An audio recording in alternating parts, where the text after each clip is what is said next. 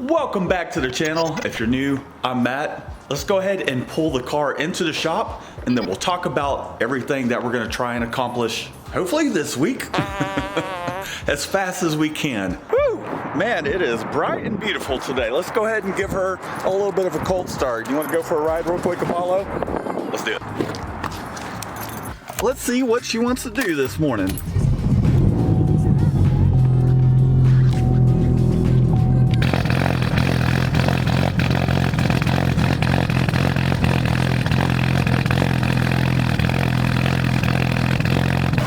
Sounding good, warming up, smoothing out.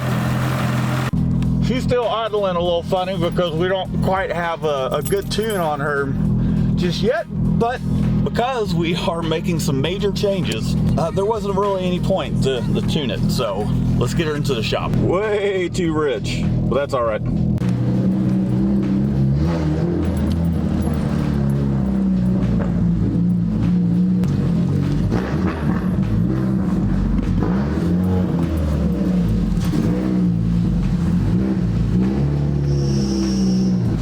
Figured out what that noise is. Just the clutch breaking in. Are you going to get out? Apollo! Apollo! Are you going to get out of the car? Whatever.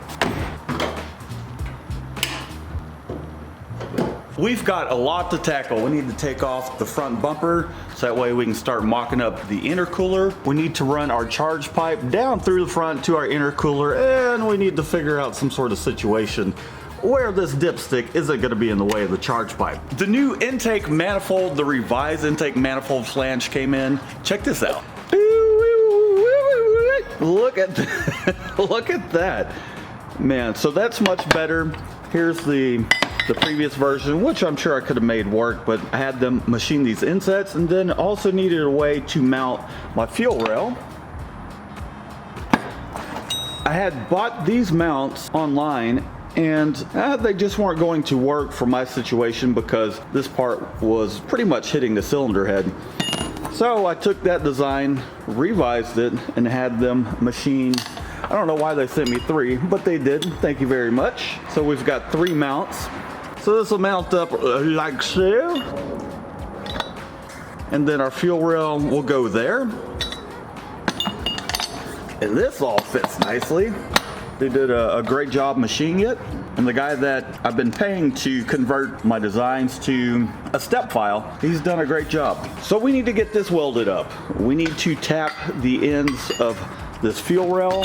I got my Motion Racework stuff sitting over here to convert it from a returnless system to a return style, so we will have fuel going back to the tank, which means I gotta drop the exhaust system, take out the fuel tank, put in a bulkhead to return fuel back to the tank. We've got our radium stuff hanging out here, our damper, boost by pressure regulator, however you want to say it. And ladies and gentlemen, oops, we've got a cone style filter that mounts up to, get out of there, a bell mouth, in which this is a 3.5 inch section here.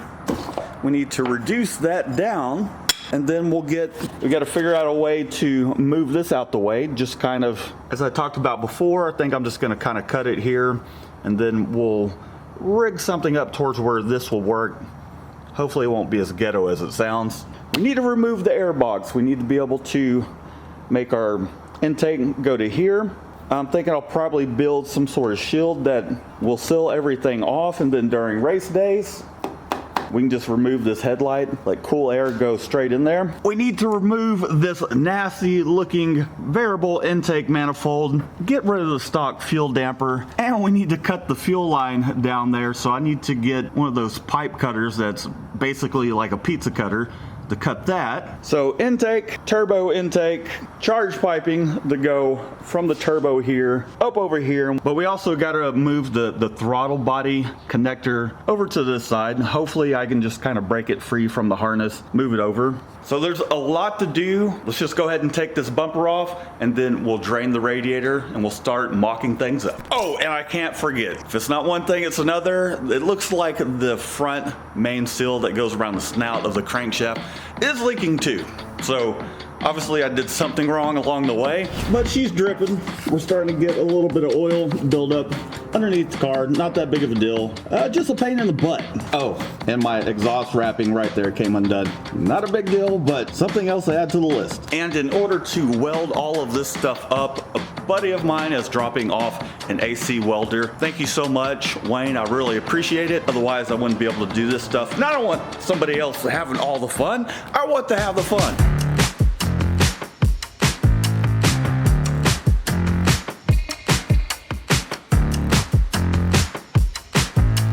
We've got our handy dandy eBay radiator that we purchased some time ago. So we'll get this guy out. We'll start mocking things up. What did I just drop? This is exactly how high we need this intercooler. How high we need the intercooler to be. These are precise measurements. Actually did measure 9 inches. This stack of wood here happens to be 9 inches.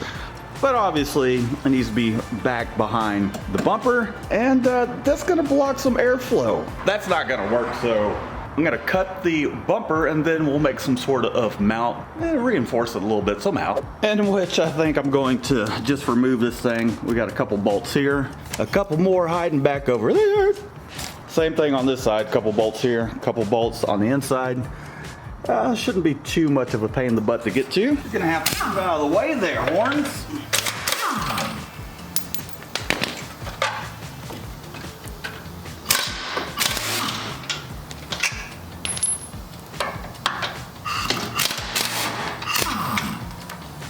She was playing hard to get.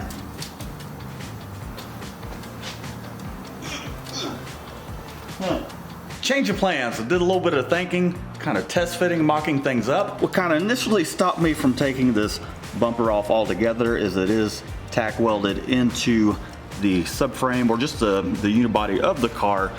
But the more I got to looking at it, regardless if that part of the bumper's gone or not, this is still going to block the air. We'll still get plenty of air from this little vent area down here to the intercooler. It'll mount right about there. And we can keep some of our safety features like a bumper still intact. I think that's better. Now I just need to figure out how to make a bracket, in which I already have 3 holes from these little brackets that I had made some time ago for the original setup. So I'm thinking since we're doing a bunch of aluminum work anyways, I can just make some aluminum brackets. Well, my buddy Wayne finally stopped by and he dropped off the AC TIG DC welder.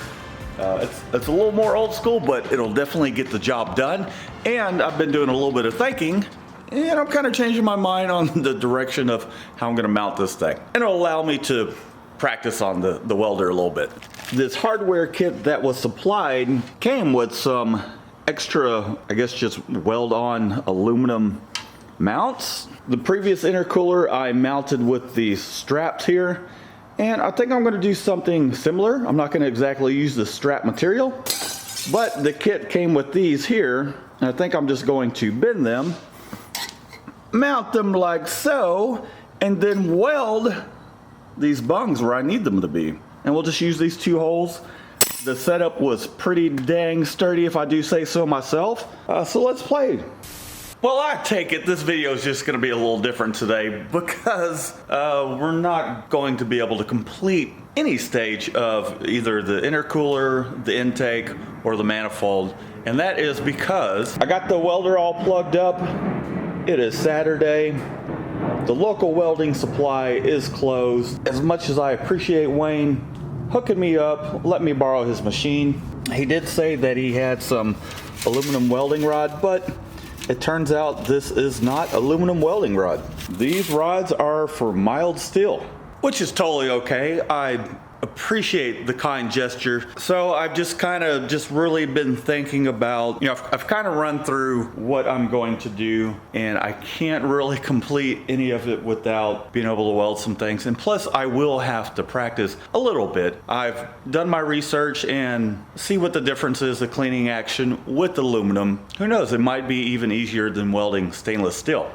As excited as I was to start getting the intercooler mounted, the piping and all that. Probably not the most exciting thing to post, but I want to just post once a week or even more. I mean, there's times when, you know, I gotta work too to make a living, and this is all for fun. And I enjoy sharing this with you guys. So next video, I'll get some practicing under my belt.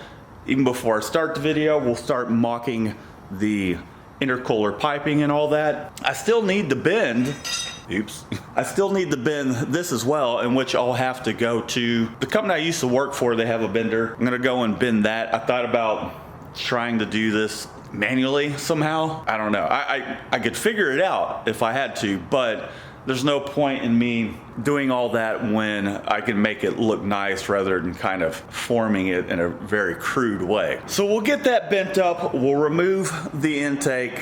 We'll see how long we can make the runners. The longer the runner you can possibly have, the better the horsepower range, torque, and all that will be. Boost tends to favor longer runners until you get to the top end, but that's the very top end, and in my opinion, to get an extra 10 or 15 horsepower versus losing a lot of meat, maybe even 35 to 50 horsepower across the entire range, doesn't make sense. So I'm gonna try and make the runners as long as I can. Once we get all that situated, we can continue moving on with the intercooler. The intercooler piping, the charge pipe, we'll move that along. There's a lot of little projects. Again, the throttle body, we gotta relocate it over here because that's how the 1.6 liters over in Europe have theirs all done up, and it makes sense because then we can utilize some sort of cooler air from this side, and it's just kind of how the car was really designed. Then we got to drop the tank, run the fuel lines. I do have some people that want to come and help, so I think I'm going to take advantage of that as well. Even though it doesn't look like I got a lot done, there's a lot of planning going on. So I appreciate you guys for tuning in. I just kind of wanted to give you a quick update. I know this one might not be as flashy and it's like we're actually completing something, but at times there are the planning, and sometimes things don't go according to plan as far as, you know, especially if you're borrowing a tool. We all have our own lives, our own schedules, and got the welder a little later than I thought, but you know, it's cool, it's here.